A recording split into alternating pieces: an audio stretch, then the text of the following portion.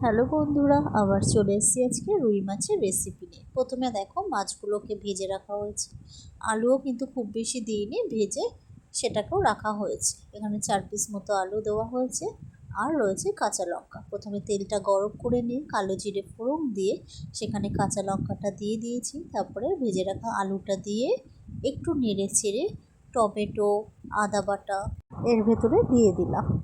কিছুক্ষণ নেড়ে চেড়ে নেওয়ার পর তারপরে রেগুলারের মশলা, জিরের গুঁড়ো, ধনের গুঁড়ো, কাশ্মীরি লঙ্কার গুঁড়ো, নুন, হলুদ আর সামান্য পরিমাণ চিনি সমস্তটা দিয়ে একটু নেড়ে চেড়ে নিলাম। তারপরে দেখো একটু তেল ছেড়ে আসলে তারপরে একটু গরম মশলার গুঁড়ো কিন্তু এখানে দিয়ে দিয়েছি।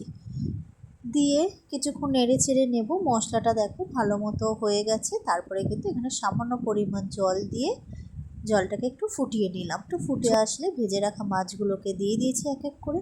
এবার এটাকে 10-15 মিনিট রাখার পর আমার কিন্তু এটা কমপ্লিট হয়ে গেছে। এবার আমি সার্ভ করে নেব। আমার এই রান্নাটি ভালো লাগলে অবশ্যই লাইক, কমেন্ট, শেয়ার করবে। থ্যাংক ইউ সকলকে।